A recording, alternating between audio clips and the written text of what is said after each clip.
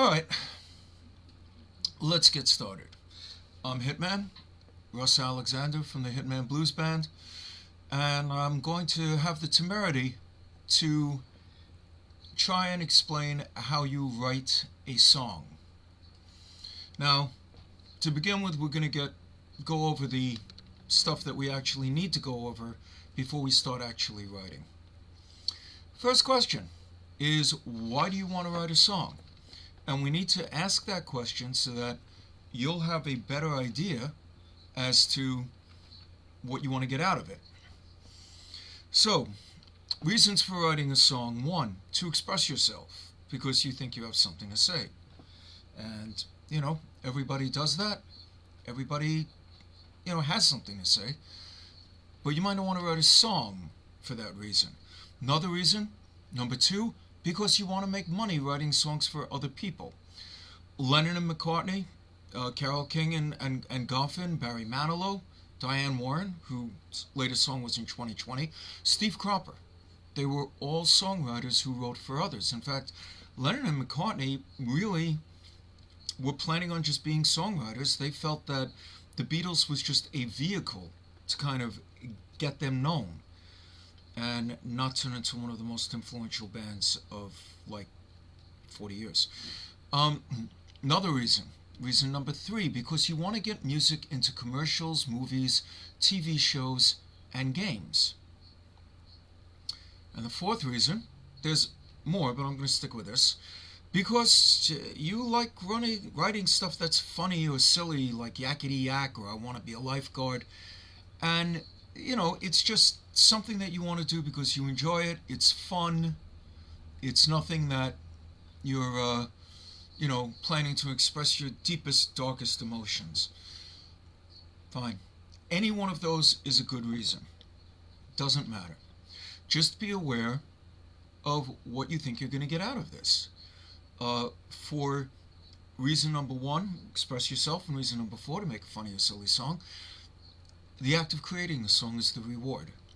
If you want to be a songwriter for other people, or if you want to get into commercials or movies, then you have a higher bar because you're looking for success.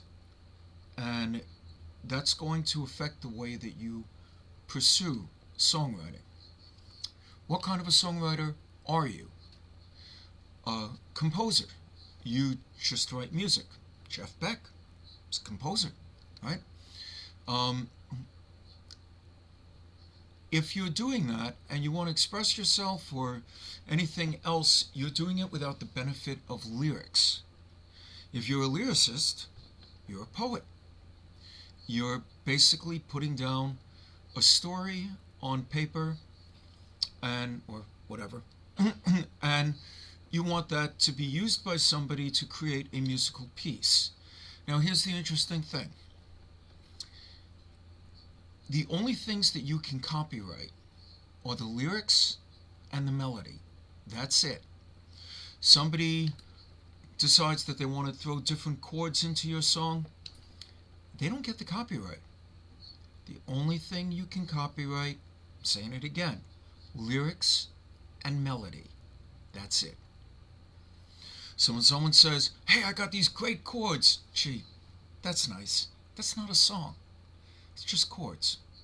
Now, me personally, the way that I handle it, when I have a tune and somebody comes up with, let's say, and this only happened a couple of times, somebody comes up with, say, a musical part that they have the chords for, and we're going to solo over it or something, and I feel that really adds to the song, then I will give them partial credit as a composer, not as a lyricist.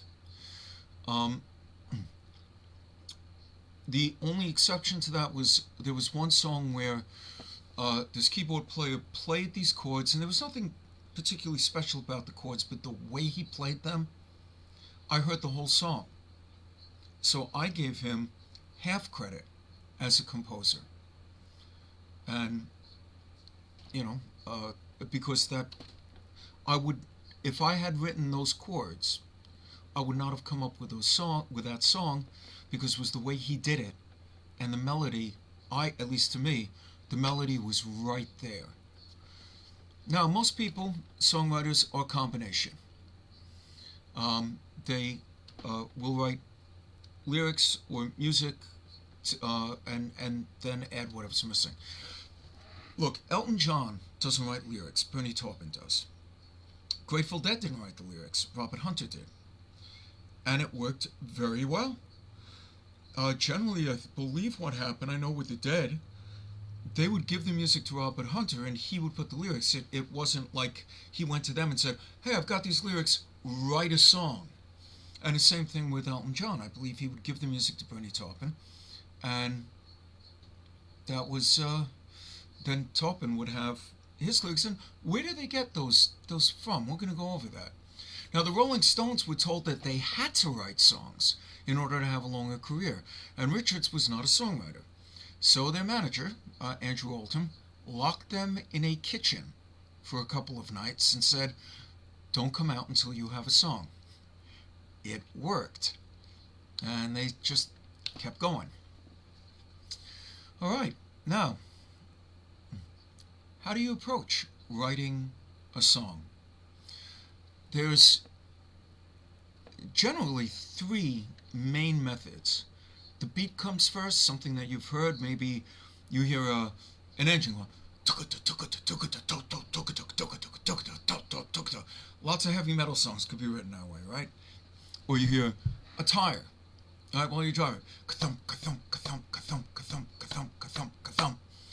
That's what we call a flat tire shuffle. But sometimes you'll have a beat that's in your head,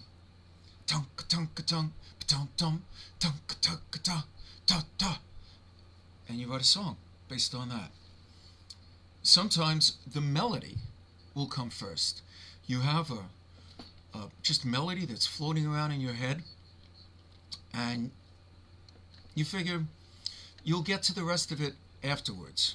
Paul McCartney, famous story. He had the melody in his head, and he didn't have any lyrics, so he used placeholder lyrics. He went, ham and eggs, la da da da da da, ham and eggs, la la la da da da da da da, ham and eggs, ham and eggs.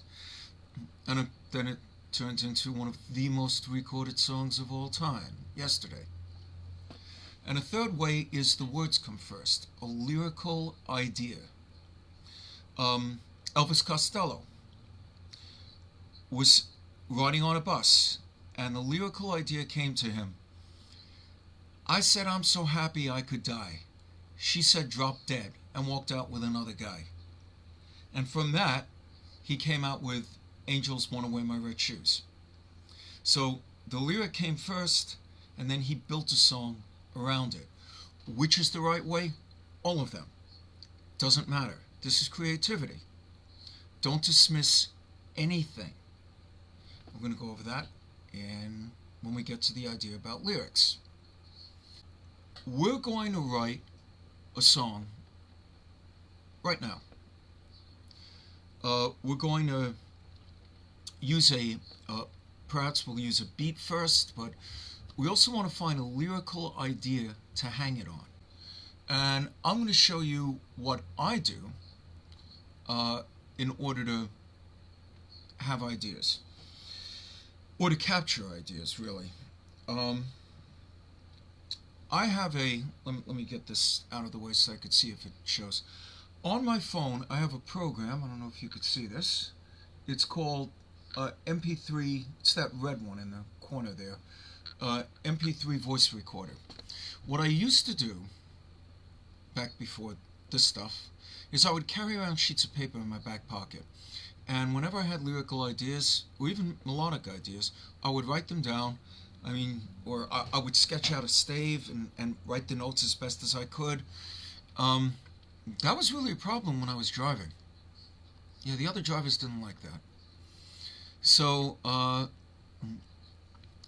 the question that I just see, do you like finding the beats per minute or the lyric snippet first?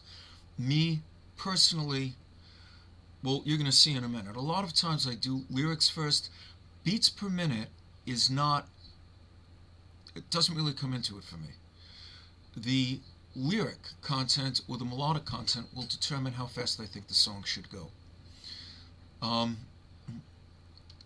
Now, like I said, I had stacks of these papers, and over time they've disappeared. They're around somewhere, but I've got like thousands of ideas that are now lost because I have no idea where the music is, where the papers are. But now I use this MP3 recorder, and I start it up, and it lets you push this button, and I can do this in my car. I could do it, keep it next to my bed. I come up with an idea sometimes. If you come up with an idea in the middle of the night, and you wake up from your sleep and you got the song in your head, or you're about to go to sleep, and you think, I'll remember it. No, you won't. The next morning, you're going to be like, what was that? That was great. Write it down, record it, do something. Because you never know when that stuff's going to come. And, you know, I've had dreams of entire songs. And in the dream thought, wow, this is a great song, I wish I had written it. And I woke up and went, wait, I did it. How did that go?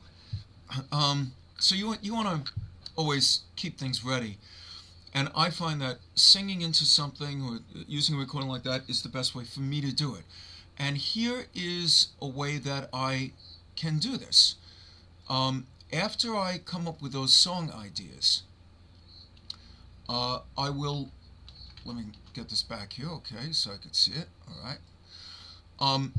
I'll record it, then I'll save it from that program to Dropbox, and then I'll copy it from Dropbox into this little directory I have, which is called Musical Ideas from Phone Recordings. And you can see this goes back to 2011. There's probably stuff before then. But, you know, I go back and I have all these ideas that I will look at, because when you're writing a song, you know, you might be the kind of person who can just say, I'm going to sit down and write a song. And you sit down and all this stuff comes to you and you start pumping it out. Not me. If I write a song, generally it's because it's a song that keeps bothering me and it won't stop until I actually create it and record it. Or there's sometimes where I'm asked to write a song and now I've got to be creative on demand, and I'm not that great at that. So I will look through my list of stuff, ideas for an intro to Green Thing, Kevin's intro for You Bleed Me. I don't even know what You Bleed Me is. You know, in different years, I have more stuff. This is before I had a thing that did MP3 recordings, and I had to convert everything over. The original files were in some other weird format, 3GP. And I had to, if you get a recording program, make sure it's one that does MP3 so you don't have to do it. And some of them I listed and some of them I didn't. Take off on those with the days. And then, like, let's go to 2017. Alright, so I came up with an idea for, it says, Cool Traffic-like Song, Original Basic Draft. It's important to have titles that you actually understand what you were talking about. And it went like this, just so you could hear what I do. A previous recording where I just whistled.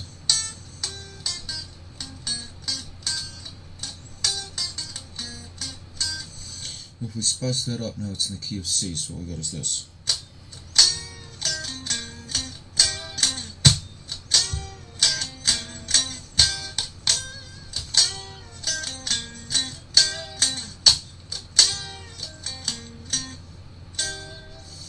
Now, pause.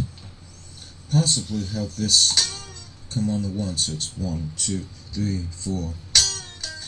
It's important to do count-offs that you know where the beat lies.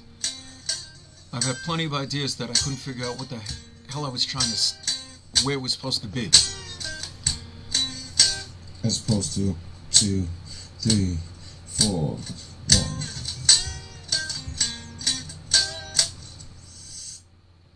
Alright, so that was one idea, and let me bring back that again. And as you can see here, I followed it up with Cool Traffic-like Song, instrumental, or add lyrics. So I then continued.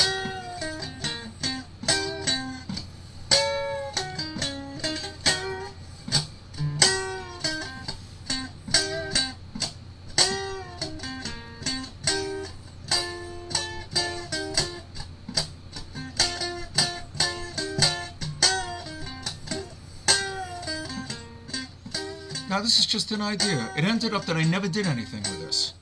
Does that mean I'm not going to do anything with it? I might. You know, I might get a call for a song like this, or I might just decide to write it for myself. But at least I have it. Let me shut that off. Alright, enough for us. So I have the Irish jig with the blues hook. Other things I didn't figure out what they were. Now, you know, our new album is Not My Circus, Not My Monkey.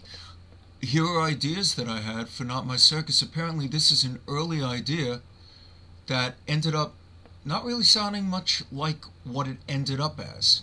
And then I came up with additional ideas as time went by until we came up with the actual final version. So do I always have multiple versions?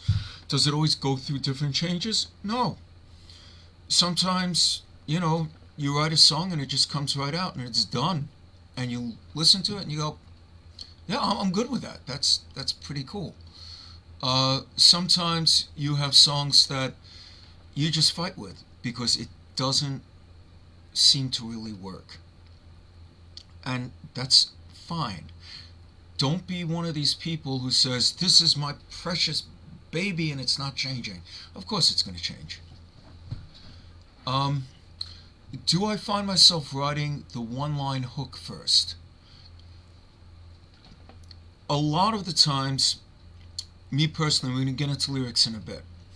A lot of times I will have a central theme that I've written down, and let me see if I can get back to that other screen again. I'm going to put that up and see if I have song idea. We have tonight, song idea, put in a love song, or a line to put it in a love song. Song idea for just a little tune. And I have a lot of things like that, and I generally will call it so that I know what it is. I'll give it a name, like song idea, or idea for a song, or lyric idea, because I know that those are not melodic things. Those are just concepts that I think might be good for a song. And sometimes it is not powerful enough, or I don't think it's powerful enough, to base a song on, but it's a good line. So, you know, do I have stream of consciousness reality? Sometimes. Sometimes a song will just flow right out, and it's right there, and I'll write it in 10 minutes. But other times, absolutely not. Or I'll, you know, I write something, I do it, and then I listen back to it, I give it a day or 2 days, and then I listen back to it and I say, okay, you know, what bothers me? Like, what don't I like about this? Let's go over the concept of melody writing. There's a theory that people react better when a song starts on the third note of a scale. Or so, let's say that we're in the key of A. Now I'm going to use an acoustic so you can hear it a bit better. Alright, so we have, and they say use an ascending or descending line. So we have,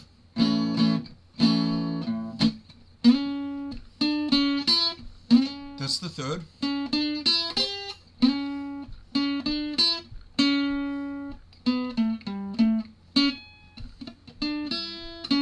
And yeah, that's an attractive way of doing it, saying, okay, I'm going to start on the third. It's kind of a calculated approach. It doesn't make it bad, but it's kind of a calculated approach. Alternatives are thinking that, well, remember also that we might end up basing the melody on the lyrics. So sometimes it isn't until the lyrics that the melody will show itself. I'm more comfortable on guitar. I'm not a keyboard player. A lot of people like to compose on piano. I'm not one of them. One of these days maybe I'll, you know, learn keyboards, but I use my voice and I use my guitar, and that's what I'm most comfortable writing on. You can write on anything you want. If you don't play an instrument, your voice is just fine. Other other concepts that you can use, though, for doing a melody is you can base it off a scale and go up and down halfway and do, let's say, sticking on A.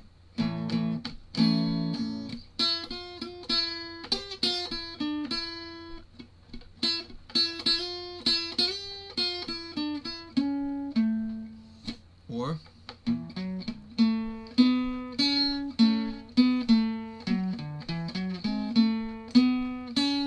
you could do jumps.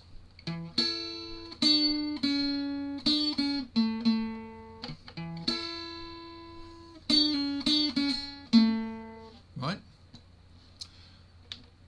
Any way that you, if this is assuming that you don't have a melody already in your head that you want to use, and you're trying to find a melody perhaps for some lyrics that you came up with, and the lyrics are not giving you a clue as to what the melody should be. Then it's more of a mechanical thing where you're saying, okay, what can I do melodically that's going to reflect the mood of these lyrics? If it's a happy song, you might want to do something like an upbeat thing with a major third, or you might want to use the minor third if it's sad. There is there's no wrong way of doing any of this stuff. It's just a question of what options you have. And the important thing about what I just said is don't be afraid to try it. Try it. Don't just say, oh, I got some lyrics and I got some chords. I don't know, just sing anything. She loves me, that's the truth. She loves me, that's the truth. She loves me. Come up with a melody. She loves me, that's the truth. She loves me, that's the truth. That melody will create the song. It'll make it something. A lot of times people know the melodies to songs and they don't even know the lyrics to their favorite songs, which drives me crazy. But hey, it's the way people are. Now, the lyric ideas, well, I'm going to get into that, but I think first what we're going to do is we're going to switch over to using something to make like we'll find a beat, and we're going to find a chord structure to hang it on. Now we're going to use a very basic chord structure. We're going to use like a basic blues kind of a chord structure. And what I like to use for software is I use Band in the Box. It's a great, it is what it says it is. It is a band in a box. It's a program that has gotten very, very sophisticated. I've been using it, I think, since it first came out, maybe in I believe it might have been the 1980s, because it's very crude, and it's gotten incredibly sophisticated. You can make just unbelievable things with it. Being the kind of music that I play, when I do what I consider real recordings, I use real musicians, real stuff. But for pre-production work, to see what it's going to sound like, this is great. And I'm going to switch to that right now, assuming that it is here. Come on. There it is. Okay. So this is Band in the Box, and we're going to do another important thing is what key is it in. If you're going to sing it, you want to do it in a key you can probably sing it in. So let me see, what's C note? Give me a C note here.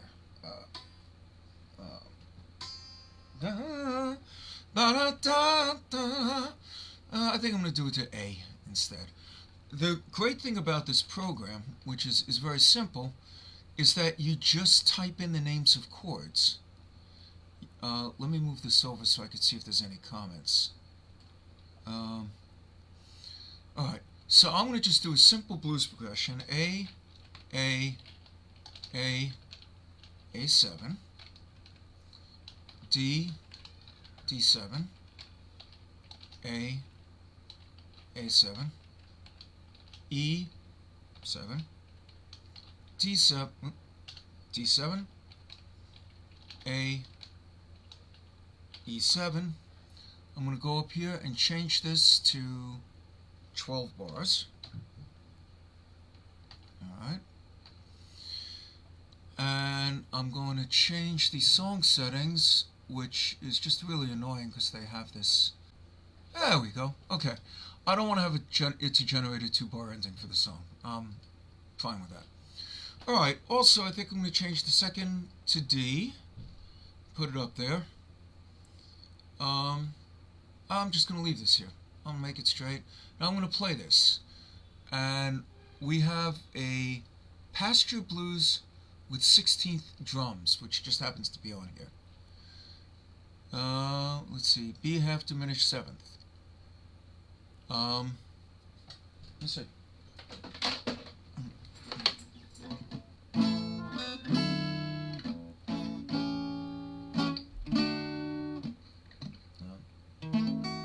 I think I'm going to make that a B, a D sharp diminished, E flat, I'm fine. I'm making an A with an E in the bass.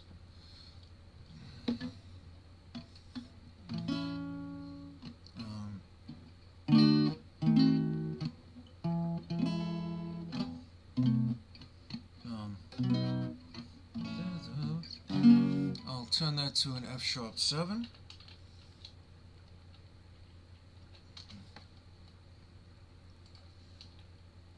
B minor 7, E7.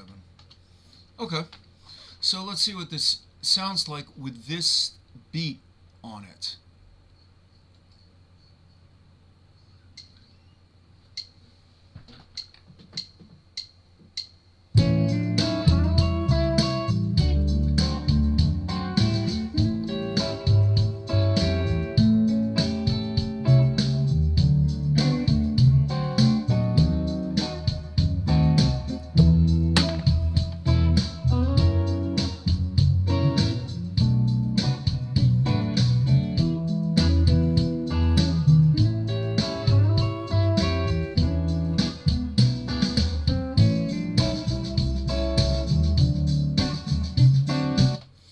Now, notice, this is the program doing this.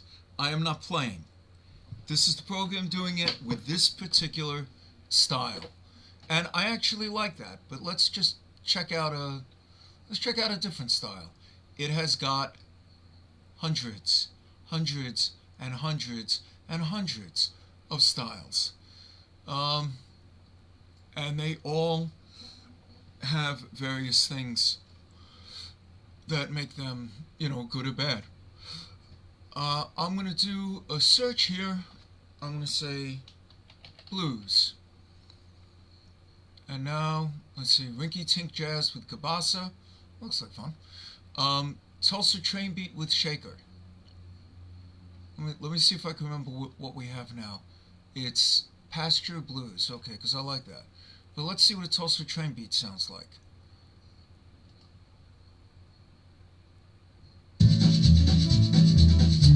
Yeehaw! That might be cool. Barren Road Blues Shuffle.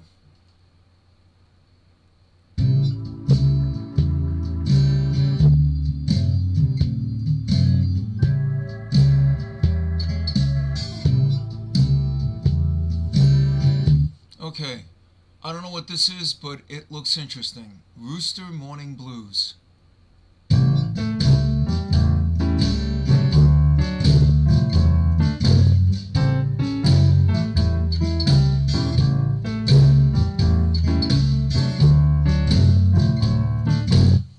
Let's do a sassy blues shuffle. Let's see what that is.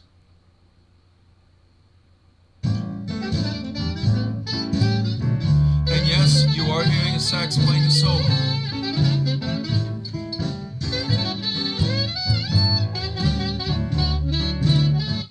That's a little frantic, right?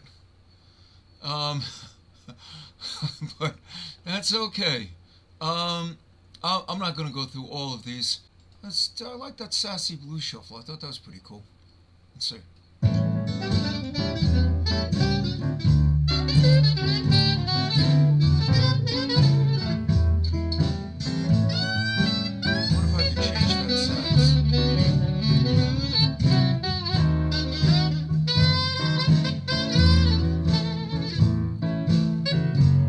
Sax is a little annoying, so I'm gonna mute that.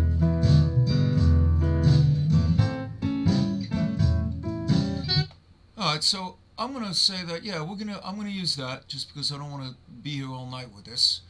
Another example of how you can come up with something and then decide that you're gonna change it later.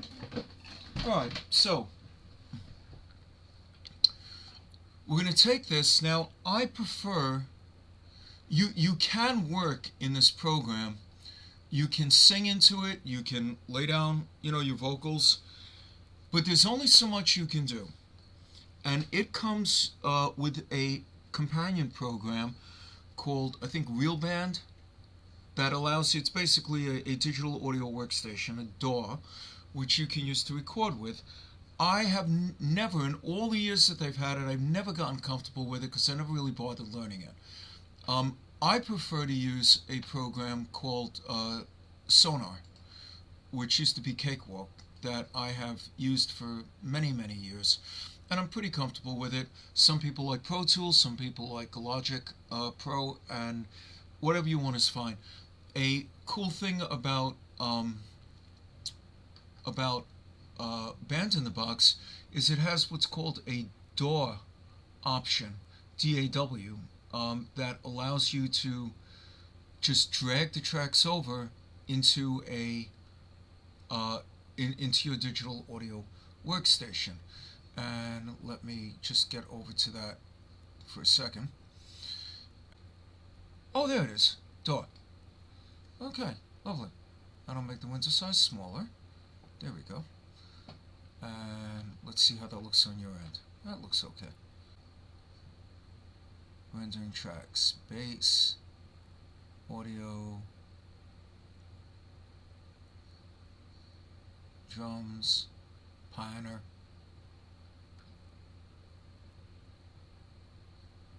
guitar, sax. Okay, so it should have just rendered all of those tracks. And now I just drag it from here into my Sonar program, which I'm going to put behind here, and let's see if that works. Where is it? Okay, it's there.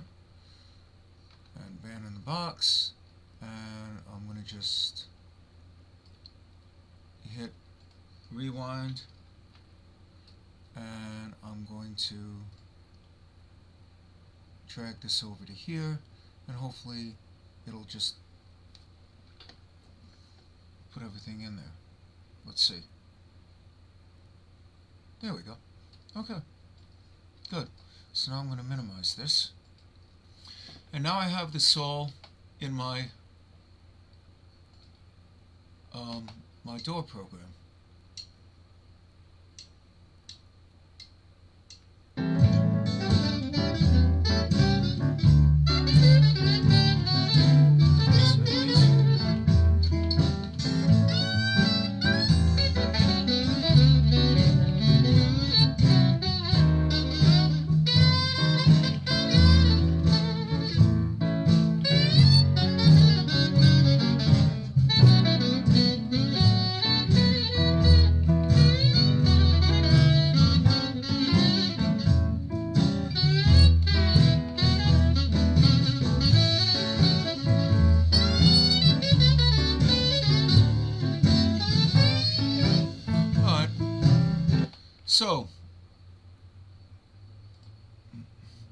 So now I've got this all set up the way that that I'm most comfortable working with it, because by using a digital audio workstation I have a lot more control over what goes on. I can copy and paste parts, I can mute things because it's laid out right in front of me, and this is true no matter what program you use. But now we're at the stage where we've got the backup tracks that we're going to use, assumedly. Let me get back to myself here. All right. So we've got all this done. Now it's time for us to start thinking about what lyrics we're going to write. Yeah.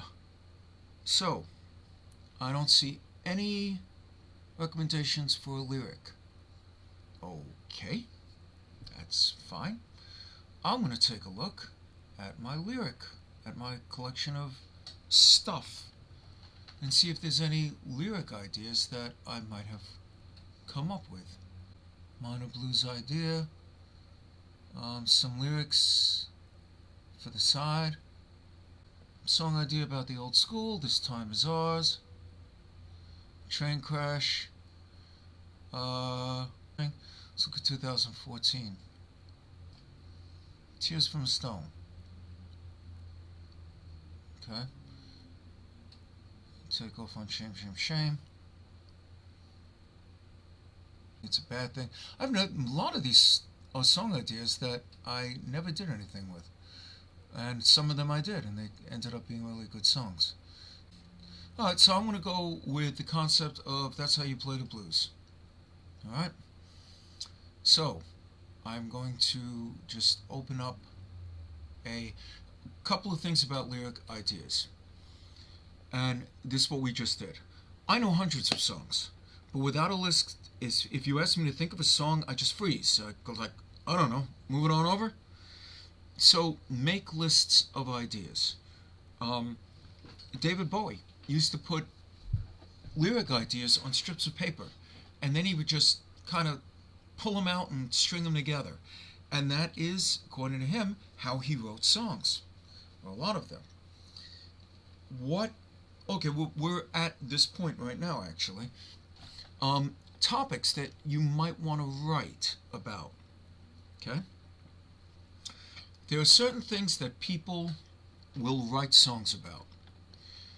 You might want to write this down or just see if it makes sense to you. The very first topic that people write about is love. Being in love, unrequited love, losing your love. That is something that makes up probably more than half of the songs ever written. Second, entertainment, dancing, drinking, going on vacation, relaxing, just getting away from it. I want to dance with somebody, which is, we'll get to that. Third, loss. Personal loss, like a partner or a circumstance, losing something that made you comfortable, a job or a situation. Fourth thing people write about, political stuff. There are a lot of songs about politics, and I'm going to include religion with that too. Religion is a whole genre, as you know. There's Christian music, and so that's something that is very popular.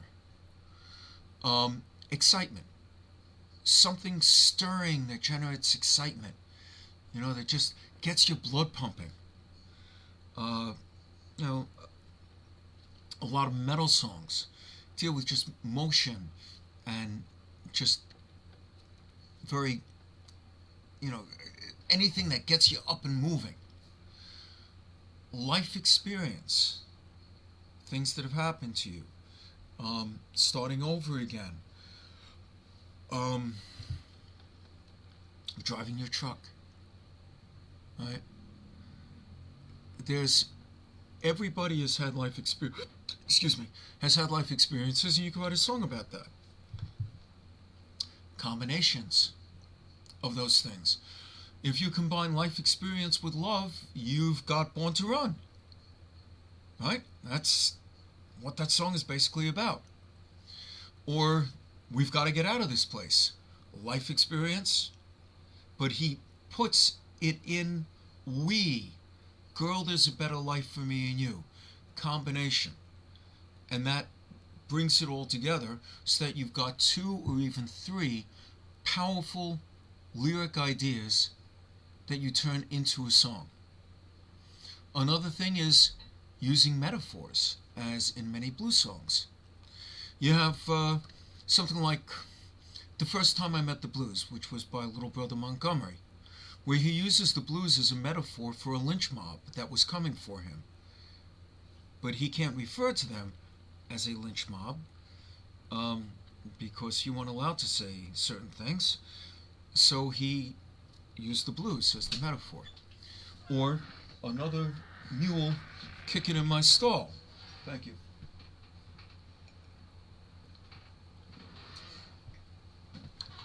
Now, obviously, we know he's not talking about a mule, and he's not talking about a stall.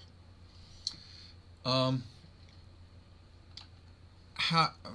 on for a minute. I got another drink here, and Uncle Hitman needs his medicine. So, just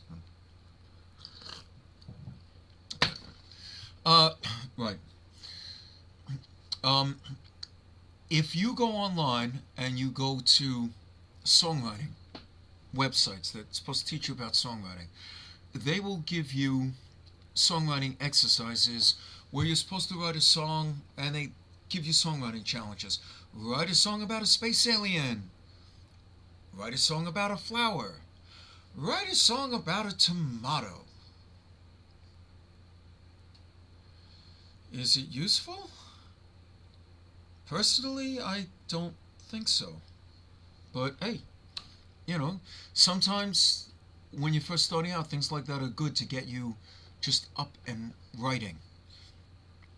You can Google song prompts, which list ideas for songs, and there are 145 song prompts, things that you can write about. And some of them are actually pretty good, and they will jog your idea. You might see something that leads you to somewhere else that is more in line with what you want. Now, as far as rhyming, when we're writing lyrics, I'm not a big fan of June, Moon, Spoon, but sometimes that works pretty well. Getting back to yesterday, right? Yesterday, all my troubles seem so far away. Now it looks as though they're here to stay. Oh, I believe in yesterday. It works great. It's a great song. And then you have, I met an old lover on the street today. She looked so glad to see me, I just smiled. And we talked about some old times, and we drank ourselves some beers. Still crazy after all these years. It doesn't rhyme at all in the beginning. It sets up the rhyme at the end, and it's great. It's a great song. So which do you use? Whichever one gets the message across in the best way. If constantly rhyming interferes with a story, don't use that. Don't be the person who says, well, I've got to make this rhyme, and then you lose the thread, or it loses the sincerity of the lyric. Using fancy words. In Sympathy for the Devil, Jagger writes, so when you meet me, have some sympathy, have some courtesy and some taste. Use all your well-learned polites. Kind of makes you think that that was his new word of the day, and he thought, hey, I'm going to use polites. He could have used diplomacy. He could have used attentiveness. He could have used urbanity. He could have used anything that most people might use, but he was able to pull off using that without it seeming odd, because the rest of the song is so accessible that he was able to get that in there, and it worked. McCartney did the same thing in Maxwell's Silver Hammer, where he used metaphysical science. He was actually studying metaphysical science at the time, and I heard him talk about this in an interview. He was absolutely determined to use that in a song. And it worked. I mean, Joan was quizzical, studied metaphysical science in the home. And you see his June Moon rhyme there. Quizzical, metaphysical, home, alone. Late nights all alone with a test tube. Oh. So you have to decide if your use of an unusual word is clever or pretentious. And I've seen people write tunes where they're using words, and books for that matter, where you're just going, why? I mean, who are you trying to impress? You're trying to tell a story here, okay? Let me open up a blank page. And now we are, let me make this a little smaller. And minimize this. Alright, so we got a nice big blank piece of paper here. What are we going to do with it? Well, here's the point where I would normally just say, alright, if I don't have something already in mind, let me go back to Sonar for a moment, and let me see if the song tells me anything. So I'm going to rewind it.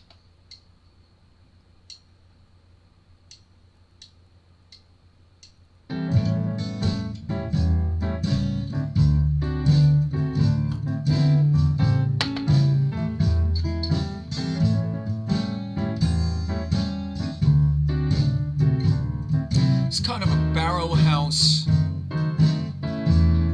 sort of a, you know, what you expect to hear in a saloon.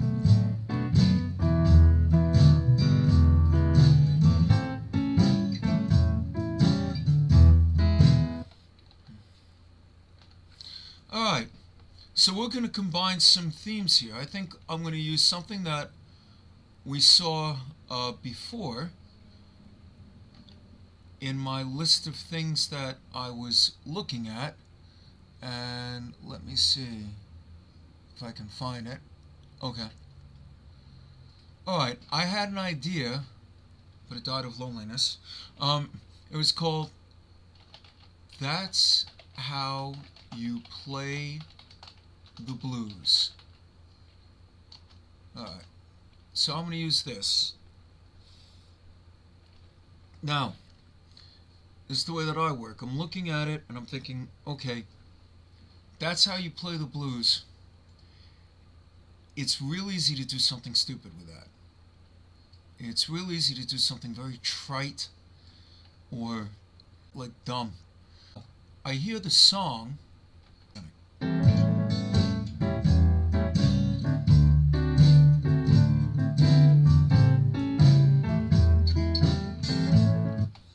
So my idea with this is, there's a guy sitting in the bar, and he's trying to explain to somebody how you play the blues.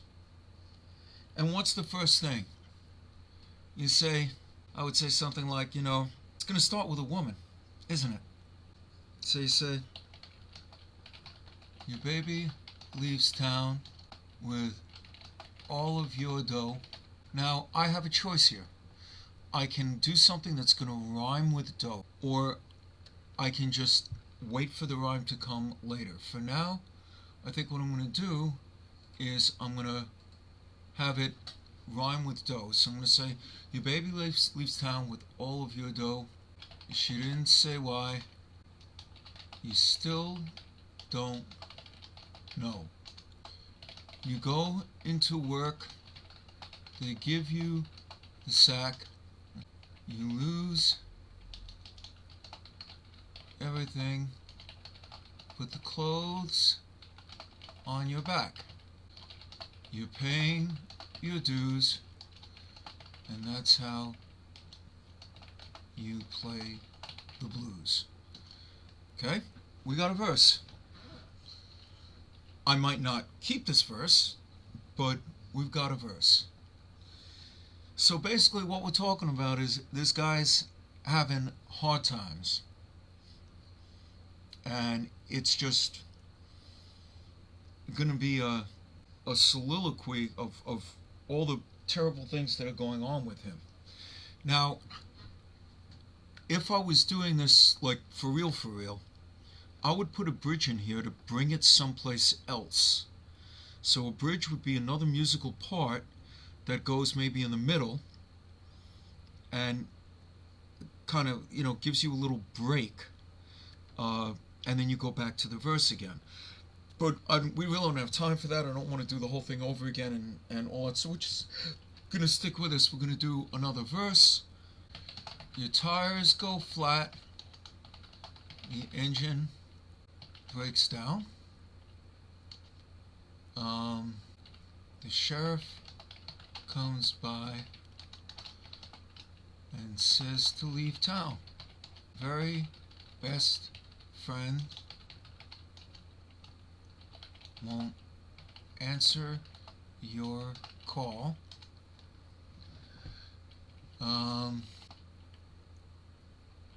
To know you at all. You're still paying dues, and that's how you play the blues. Alright, so we've got something. It's not the best song I've ever written, but now let's see if this melody, if this gives us something to go with the chords that we have. Where am I? Oh, you haven't been seeing this, have you? Lovely. Okay, well, let me switch that up. Sorry about that. I thought you could see that. Nobody mentioned anything. Okay, so we've got this over here. And let's see if we get something coming up from playing the music in the background. That will give us a sense of what the melody might be.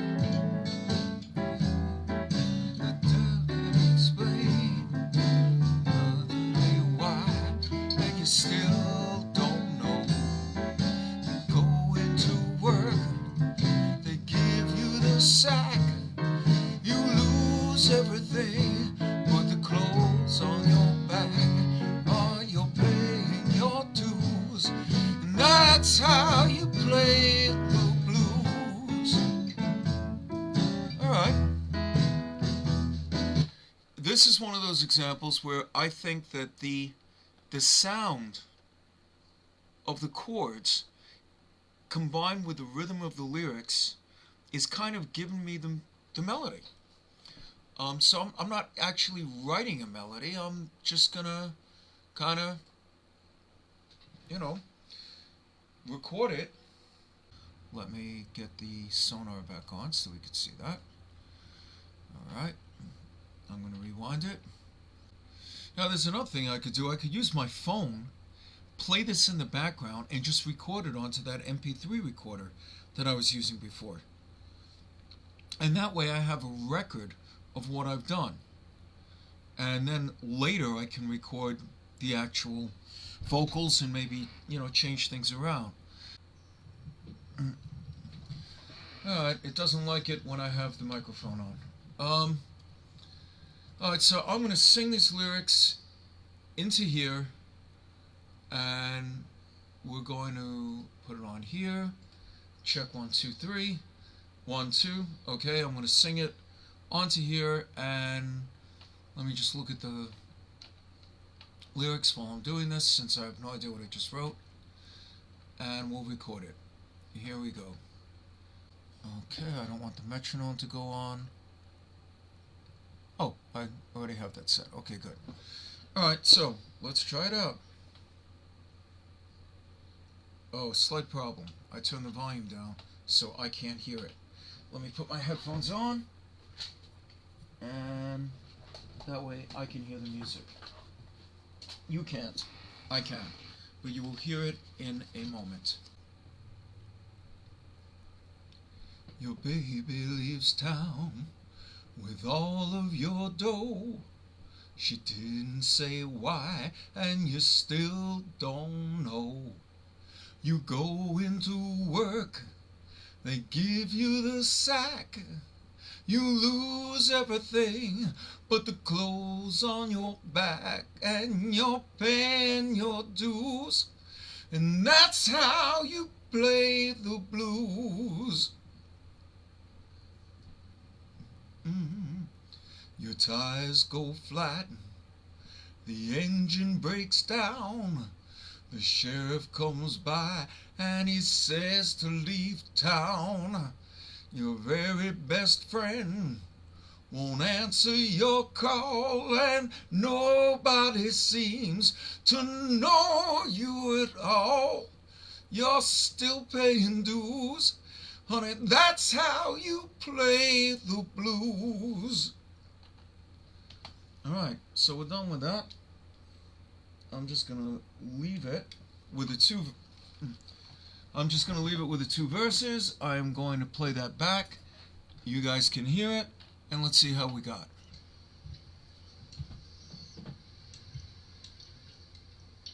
Your baby leaves town with all of your dough. And I'm going to bring the volume down on that a little bit so that we can hear the other instruments. She didn't say why, and you still don't know. You go into work, they give you the sack. You lose everything but the clothes on your back, and you're paying your dues, and that's how you play the blues. Your tires go flat, the engine breaks down, the sheriff comes by and he says to leave town. Your very best friend won't answer your call, and nobody seems to know you at all. You're still paying dues, honey, that's how you play the blues. And there we go. We've got a rough demo, very rough. I wouldn't keep this in its current state, but I would use this that I remember exactly how I wanted it to go. And then I might add another part to it. I might add a bridge to it. I would certainly re-record the vocals with a better microphone and with a better setting, because you could hear it was distorting a little bit. Why would I write a song like this? Maybe because I wanted something funny, or because I got a request to write a barrel house, kind of a blues. Maybe there's a TV show or a commercial that wants it. Maybe there's a game that wants this in the background in a scene, right, where they want to have that kind of a sound. Or, maybe I'm in a band, or I know of a band that likes to play that style. It's not something that I would do with my band, but again, there's different reasons for writing a song. And remember, when we went over the reasons for writing a song, you don't have to pick one. You can pick all of them, right? Your own personal, emotional settings, because you're writing it for somebody else, because you want to put it into a commercial or a game, you want to do something funny, whatever you want to do. There's no wrong reason for writing a song. But let's talk about something else. Let's talk about criticism. All right. The big thing is, do you like the song? If you don't like it, it's not finished yet. It may never be finished. There are lots of songs that are written by combining an unfinished work with another idea. And this has happened by many songwriters, where they have something, they stick it in a virtual drawer, and then they use it as part of another song. And that's great. Don't throw anything away. You never know when you can use it. There's always something that you might find. You might not look at it for 10 years, and then that might be just the right thing for what you're doing now. There's always going to be people telling you a song isn't good, or that it needs this. Sometimes it's a valid criticism, and sometimes it's just them being jerks. You have to decide if this is what you want, and if it is, you have to ignore what other people say about it, because it's your work, it's not theirs. Imagine if Elvis Costello was trying to write a song for the Monkees, or Madonna was writing a song for Chick Corea. Chances are it would not really fit. Not everyone's going to appreciate the style that you use or your concepts, and that's not a problem unless you're doing a work for hire and you're getting paid to be a chameleon, which means you're writing convincingly in any style. I've written songs for other people. Sometimes it works and sometimes it doesn't. Sometimes they love it, sometimes they don't. But I've written songs for myself that work and some that don't, so it's not unusual. Okay, thank you for your time. I hope you got something out of this. Uh, Let me see. I see a comment here. Metronome techniques are always an issue. The reason I didn't use a metronome just now is because I didn't pay attention to what the metronomic setting was on the band in the box, and it just would have been confusing here, the metronome clicking. However, I am a big believer in using a metronome in the studio. Why? Because it makes editing so much easier. You know, if there's something that you just want to throw in and punch in, it's so much easier when everything is set to a metronome. And, you know, some people go, oh, well, you know, you don't get a real feel. Absolute nonsense. There's nothing wrong with using a metronome. Being able to play to a metronome is a skill that every musician and every singer should have. No excuses. All right, you can work with it, you can get to it, and with practice, it's not a problem. Again, I really appreciate your time. I hope you enjoyed this. Thank you so much for spending time with me. And again, I'm Hitman from the Hitman Blues Band, and I will see you all another time. Bye-bye.